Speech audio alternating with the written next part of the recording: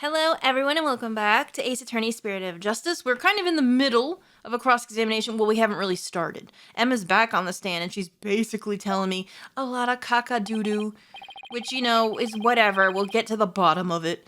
Very well. Let's see you put your money where your mouth is, Mr. Wright. I bet you'd want to see that. Everyone wants to see it. Okay, here we go. So if you missed what happened in the last one, you should go back and watch that. But also, here it comes again. So don't worry, you didn't miss anything. The prosecution's butt. Let's go. All right, the victim could not have been killed before the reception. Hold it! Please tell me your thoughts about this. Right now, what we're debating is whether or not the victim was killed somewhere else, not in the reception hall, and not in the time that was stated, because we found kind of proof that something might have happened beforehand in a different area. You sound pretty certain. You must have some solid grounds for making that claim, right? Of course I do. And you're gonna feel silly when I show you what they are. Go ahead, show me, I'm ready. Ready? Feast your eyes on this. What's that then? The autopsy report states that the estimated time of death was after the reception. Wait, but we didn't get anything, did we? Like, she just showed us a file, which I'm assuming was just the autopsy report. Shows signs of being hit twice, the timekeeper, blah, blah, blah. She was stating in the first cross-examination that he fell, he was hit from behind, but then we were arguing, well, why didn't he fall on his face? Because the picture shows him on his back.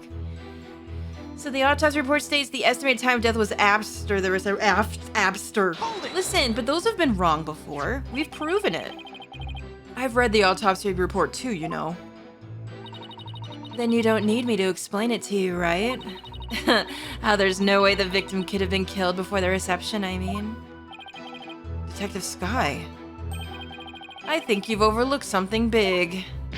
Oh shit, girl, don't do that. I have? Why don't you take another look at the evidence? But I've already looked at the evidence, and have quite carefully too, I'll have you know. Detective Sky, do not be taken in by his verbal antics. He's simply bluffing as always. Oops. Well, if anyone's gonna know, it's Edgeworth. Right, sir. Oh man, okay. Let's see, and that estimated time of death is correct. There's no way it could be wrong. There's no way it could be wrong. Hold it! Okay, tell me more about that. Is it possible that the culprit did something to obscure the real time of death? Obscure it? How would you do that? No, not in this case. There was no snow or anything to keep the body from decomposing. Snow? Oh, right. We went over this before, I think, in this game about when your body's on ice, the time of death can be skewed, I think is what they said. And there's no fridge on that airship big enough to fit a body into. Is there not? Is there nothing else that needs cold stuff? Let's look. So you've already checked into that, I see. Well, it all comes down to the estimated time of death, doesn't it? Couldn't the killer mess with the victim's time of death by keeping the body on ice? Yeah, if they had the means to. The prosecution is treating the estimated time of death as an absolute. But is it really? I take it you don't think it is, huh, Nick? In that case, we're gonna have to find a way to convince them otherwise. Yeah, there's gotta be a way somehow. Wait, what do we have then? That's the end of it, isn't it? Yeah, okay. The victim could not have been killed before the reception. Autopsy report states that I think over here is what we want, because this is what they're questioning the most. The estimated time of death is correct. There's no way it could be wrong. What do we have that would prove that there was a way to keep the body cold, I guess? Is what they're talking about? She said there was no fridge that could hold the body. There was no ice there. Peggable lantern. He was in one of these. What do we have? Fog machine. Dry ice. Wait a minute.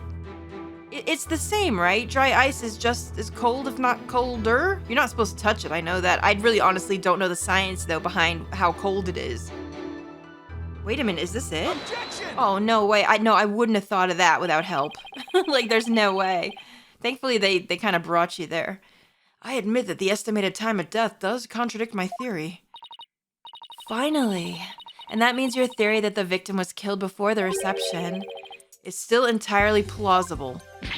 Huh? What makes you think that? The killer could have falsified the time of death by using a certain item in the reception hall. Look at this! It just says, look at this only. And what is that contraption, Mr. Wright? It's a fog machine, Your Honor, used to create a special, romantic atmosphere in the hall. And this machine could have been used to falsify the time of death? Yes, Your Honor, because this machine uses dry ice to perform its magic. Dry ice? Yes, the super cold stuff commonly used to make theatrical fog, right? I see. So your claim is that this dry ice was used to keep the body cold? Did you think of that, Emma? I didn't. Oh. In that case, I guess the victim could have been killed before the reception. Oh shit, even she's saying it. Ooh. Order in this court! I'm just taking it all in. Well, Mr. Edgeworth, what do you have to say about this development? What do you have to say, buddy? That the victim was killed in the hold before the wedding reception. The prosecution acknowledges the possibility of this claim. Oh shit, good job, Edgeworth. Now we're getting somewhere. The prosecution would also like to thank you, Mr. Wright. Huh? For what? I didn't know how a certain piece of evidence fit into this case, but now, thanks to you, I do. What piece of evidence? Uh-oh. To get into the hold, one needs a key card like this one. And here we have a record of those who entered the hold with such key cards. The times aren't specified, but these are the last 3 entries on the day of the murder. Uh-oh, he's gonna try to spin that because Ellen was the last. But if you look, Pierce was also in there too. And as you can see, the last person to enter the hold that day was the defendant. What? So, the one who moved the body out of the hold must have been? That's right. It was none other than the defendant. Oh man, you're gonna go for that? Listen, there were 2 other names on there though, dude. Hold entry record, a record of the key cards used to access the airship hold. Man, it's been a while since we got a list like this with names on it. There have been a couple of cases in the original games where we've relied on that. Hey, Nick, take a look at this entry record. There are a couple of other names on here besides Ellen's. Hey, you're right. I know. I mean, Pierce especially, since I pinned him from the start, we're definitely gonna have to look into that. According to the entry record, Mr. Edgeworth, Pierce Nickety also had gone into the hold. Isn't it possible that he could have been the culprit? Objection. And I don't like this. I mean, this voice is okay, but like, I miss the regular one. That's okay. I get it. You have to have multiple voice actors probably through all the platforms. Sorry, but Mr. Nickety was escorting a few of the guests at the time. Says who? Where's the proof of that? It's just hearsay. So what? I'm sure they would be happy to testify to that fact if you'd like. Think me cocky all you like, Mr. Wright, but my confidence is rarely misplaced. Ugh. Now then, it's probably safe to assume that after killing the victim in the hold, the defendant moved his body to the hall in order to dispose of it discreetly. What do you mean by discreetly? The defendant volunteered to take care of the reception's cleanup personally. That means that she would have had the chance to dispose of anything in any way she wanted. Oh, I see. Including taking the lantern off the airship without raising any suspicion. Don't tell me that you didn't know about Miss Wyatt volunteering for cleanup duty, Mr. Wright. No, we did know about it. She did tell us. For my last task as a servant of the Sprocket household, I offered to take on the preparation and cleanup of the reception banquet. I see. No, she did admit that. Uh-oh. Well. Ugh. Slam it. Look at you, sweating buckets like a rookie, even after all these years. Nevertheless, thank you for proving that only the person who could have killed the victim in the hold is Ellen Wyatt. Oh no, my bra, please! Great job, Phoenix. Now we're back to square one. So, perhaps you should ask Miss Sykes for some help in reviewing Defense for Dummies. Oh, is that a book? Shit, I'll read it. Way to go, sir. Emma, what the hell? You've got Mr. Wright in a cold sweat. Listen, I know she loves him, but come on. I wonder if maybe the promise of seeing that miserable look on his face is what brought me back to court today. God, he's so smug. It certainly made all of my stress and woes as chief prosecutor just melt away. Oh, I guess he had a lot of stress built up. I bet he does. Hey, I know how to help with that. Wait, what? I'll give him something to stress over before we're through today. Oh, shit. Phoenix. Send that to me. Your Honor, the prosecution asked that you render your verdict at this time. There's not enough shit. Wait a minute. We barely even started. Before that man over there tries to throw the court into chaos with his meaningless bluffs. I see. Mr. Wright? Are there any less meaningful bluffs you'd like to present to this court? Yes, I have several. Don't worry about that. Ugh, why does he have to assume it'll be a bluff? Nick, hurry up and throw a good one out there. I will. Do we got anything? Well, all right then, let's see. Nope. No, we don't got shit. I've got it. How do you know it was Miss Wyatt who used her key card? Oh, because she lost it at some point. After all, it turns out that someone else used their card, or if it turns out, it would mean that Miss Wyatt didn't do it. Interesting. And are you able to prove this bluff to be true? I assure you, I'm not bluffing, Your Honor. Very convincing. Well, now what? Wait a minute, Nick. I can think of a certain somebody who might have used Ellen's keycard. You can? Remember? The one who was sneaking around the hold in spite of not being a family member. Oh, no. Uh-oh. Isn't he the one that took the picture of the place in the first place? And we were questioning how he got the picture. Uh-oh. Oh, that's right. Wait, we're not calling him to the stand, are we? Oh, for crying out loud. Okay. Your Honor, the defense would like to call a certain witness to the stand. I need the testimony of this person who may have entered the hold with Miss Wyatt's card. Oh, Jesus Christ. This is gonna be a thing, isn't it? Man, I was hoping he wouldn't be on the... Listen, Edgeworth don't want him there either. Are you saying that numbskull was on the airship? He never breathed a word about it to me. That's not surprising, because Mr. Nickety told him to keep quiet about it. But Mr. Butz himself admitted it to me. He claimed to have found a way to sneak into the Flying Chapel's hold to see Miss Wyatt. Oh, man. This photo he took and gave to me is proof. That's right. Then it was he who moved the lantern with the body inside to the reception hall? You know as well as I that with him, anything is possible. And this is one possibility that we should definitely look into. Oh, man. I can't believe this.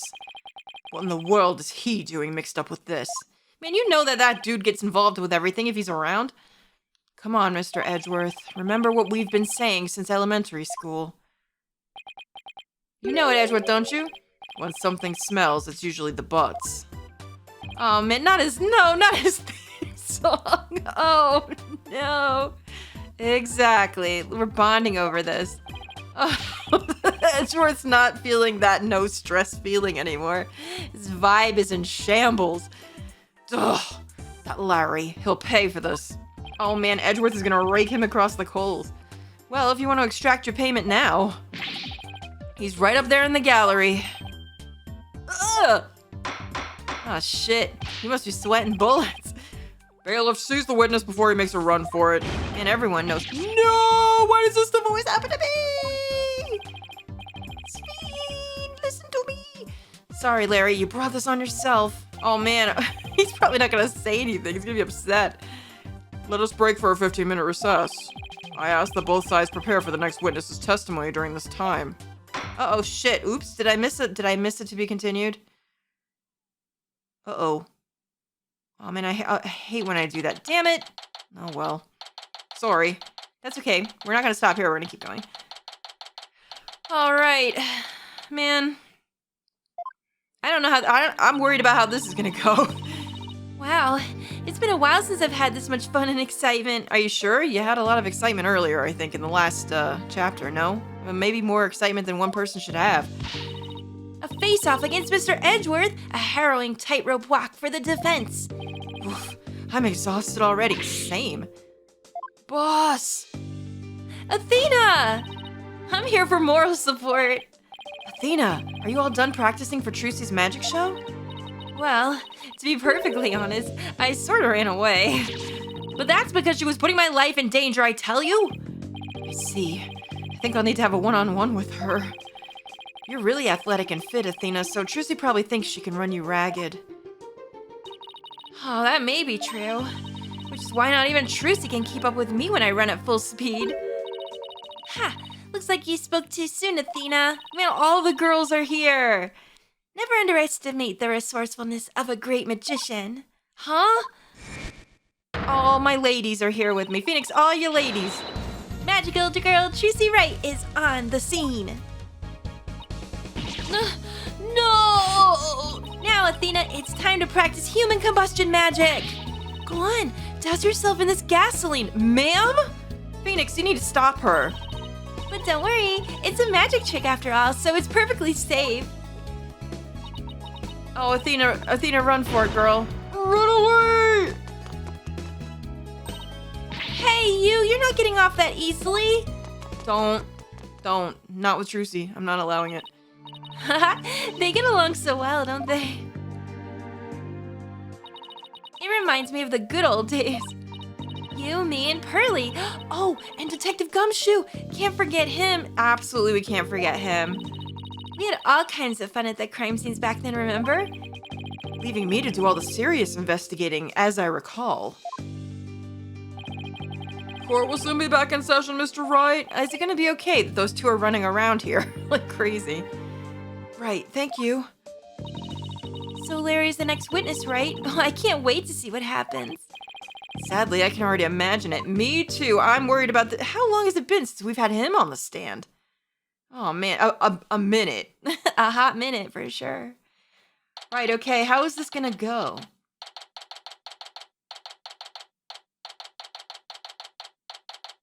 Okay, we're back in session. There he is. Court will now reconvene. How you doing, boy? You all right? Nick, Edgy! The two of you are gonna hang me out to dry, aren't you? No, not the both of us, just Mr. Wright. Edgy, how could you do that? Nick, how could you? I don't really think he did it, of course, but I've got to use whatever leads I can. Mr. Butz, there's a possibility that you moved the lantern that had the dead body in it. So if you want to clear yourself of any suspicion, all you have to do is testify. Oh man, I mean, he's been up here before, he should know. Now then, your testimony please, witness. Oh, I can't imagine how this is gonna go. Oh, jeez. Nick is a jerk face. Okay, let's hear about that. Nick, you big fat stinking jerk! How could you doubt your best bud? We've known each other since elementary school. Well, get this, pal. Our friendship's over. Wait, that was it? That was the testimony? What? Man, you are gonna get me fired. What the? Are you serious right now? That's me right now. Absolutely. Nobody knows what to say. Well, go ahead, Mr. Wright. He's all yours. Yeah, thanks. Well, I'm the one that called him. I gotta deal with it, I guess. You're the one who called him to the stand. He's your responsibility. I know. I just said it. Thanks, old chum. Can't any of you show me a little respect, even just a shred?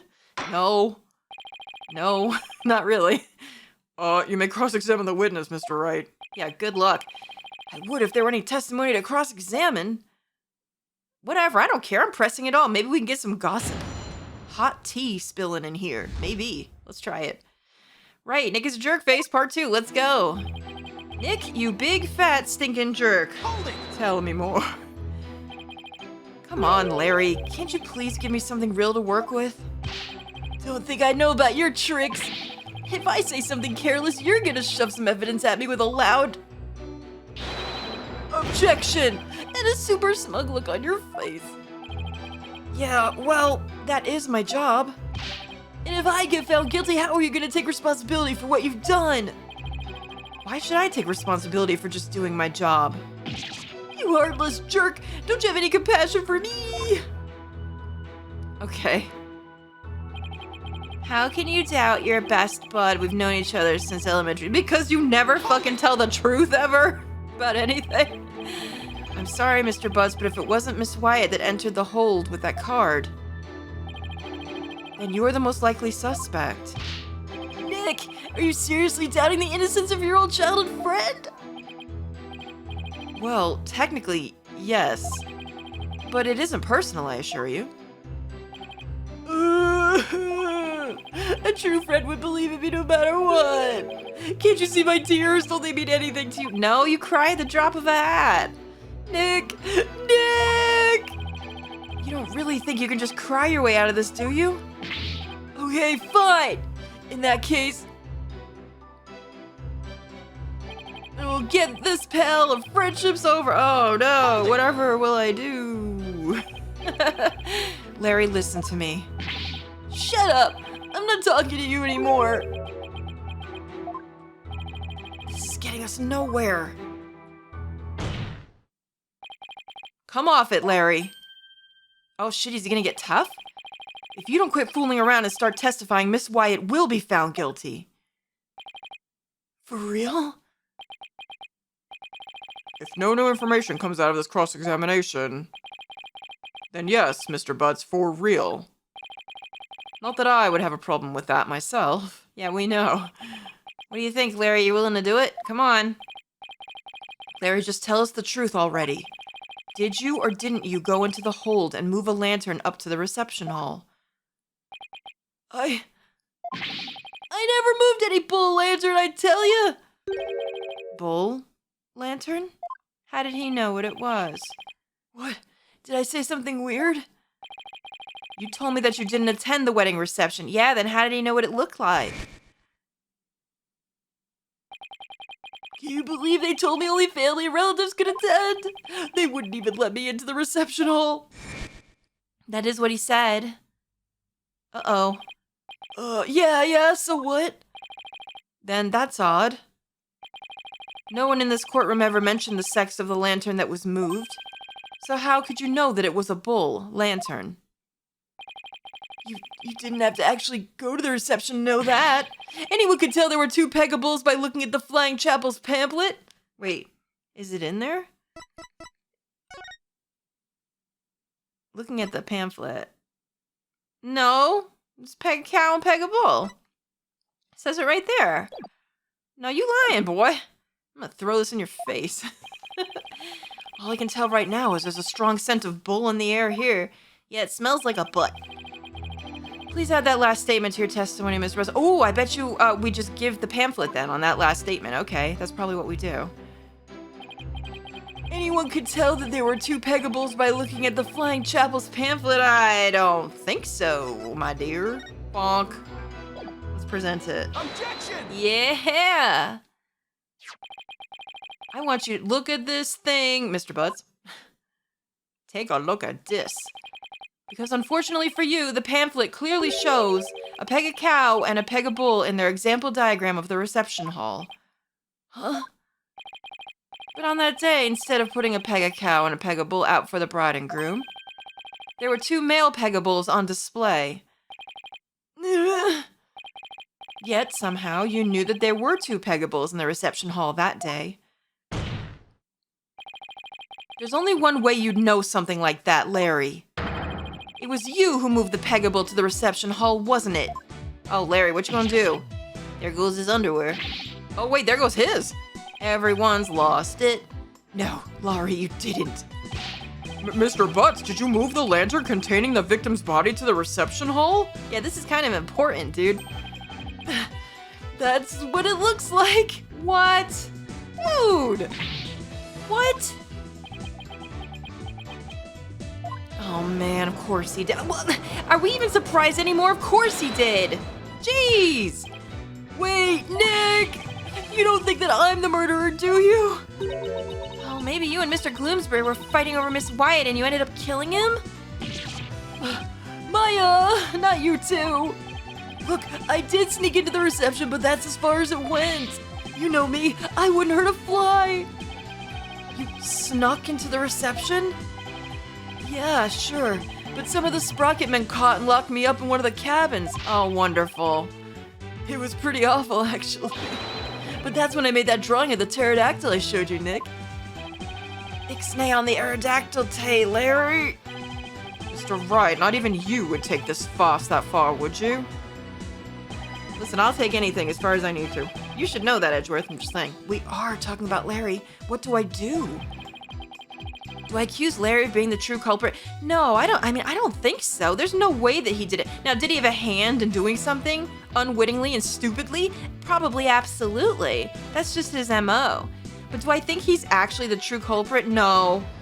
No, I don't think so. What would be the reason that he would have to kill the guy? No, you're right, Mr. Edgeworth. Mr. Butz didn't have a reason to kill Mr. Gloomsbury. At least not one that I can think of. He might have had an imaginary reason to kill Soren Sprocket, sure, but not Mr. Gloomsbury. After all, he did steal Mr. Sprocket's bride and try to elope with her. Just because I tried to steal someone's bride doesn't make me a murderer. I believe you, Larry, and I don't think that you killed anybody either. You would never do anything like that.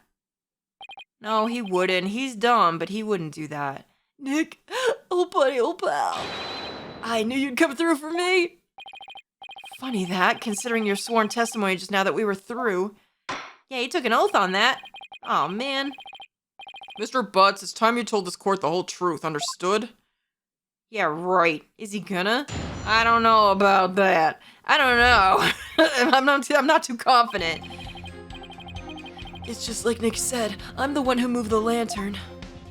Okay.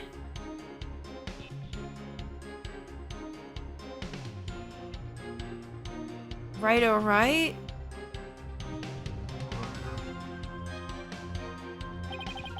I was poking around the reception hall before the main event and saw a lantern was broken.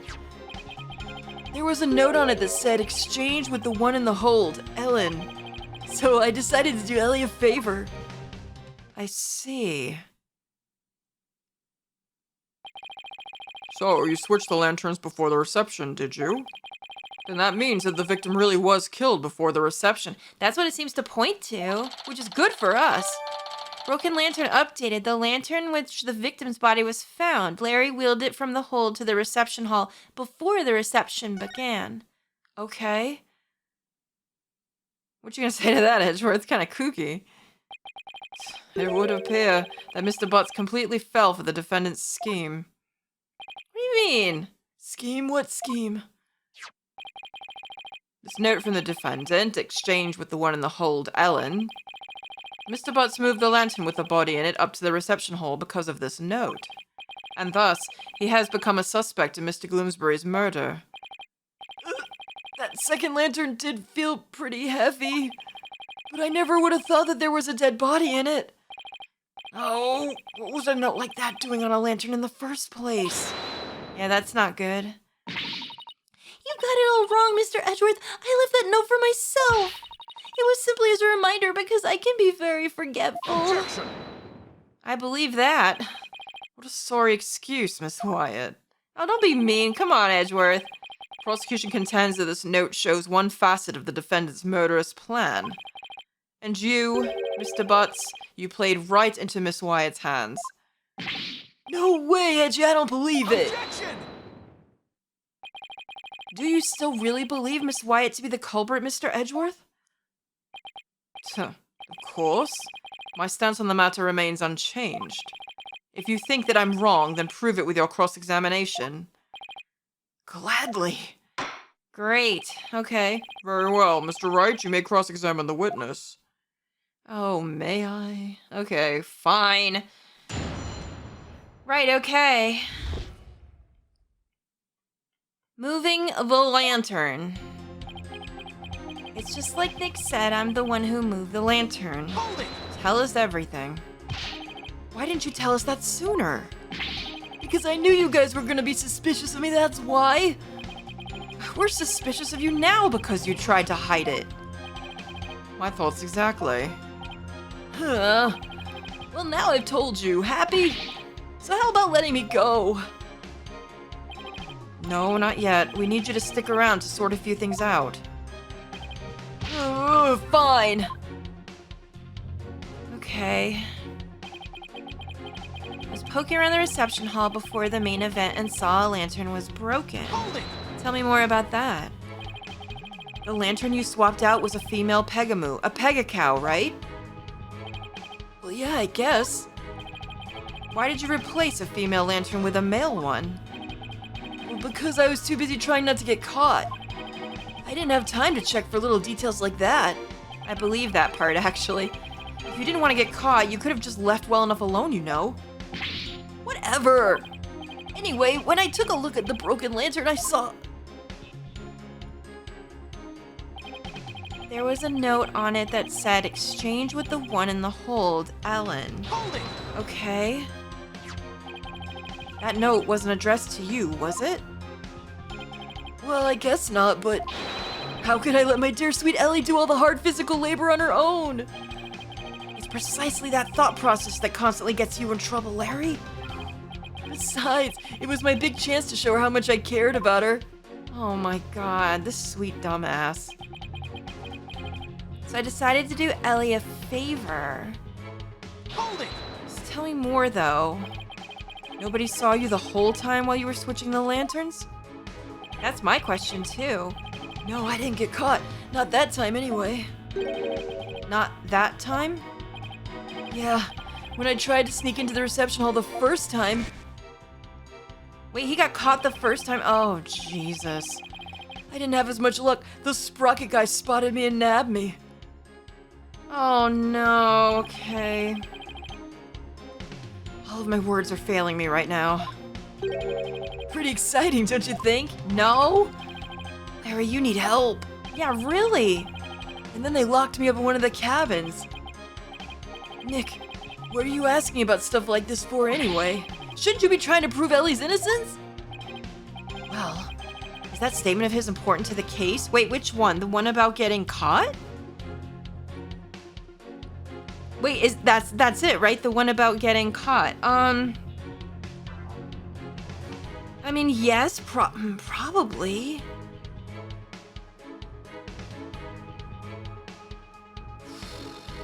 Is it important? Think about it. He got caught and locked up in a cabin.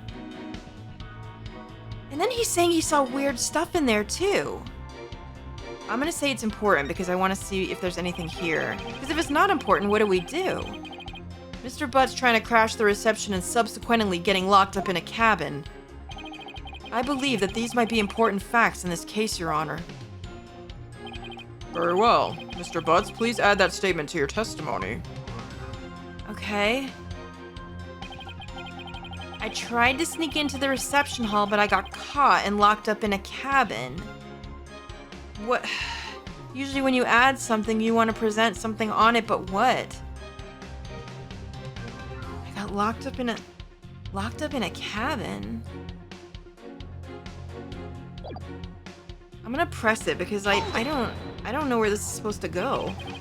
So you got locked up. Then what happened? Yeah, that's what I want to know. What happened after that? I broke out. Then I started looking for Ellie and wandered into the reception hall again. Oh, okay. That's important. That's when I saw the broken lantern and replaced it.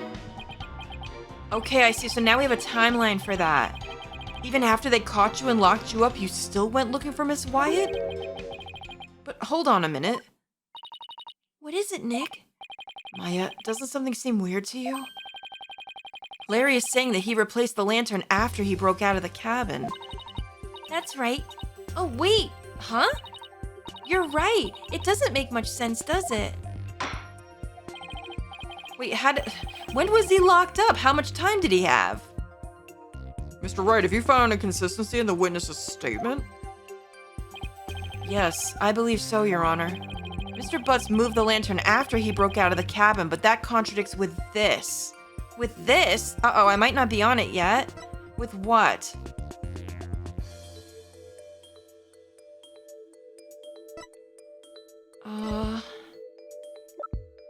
With what? Lantern in which the victim's body is found, Larry wielded it.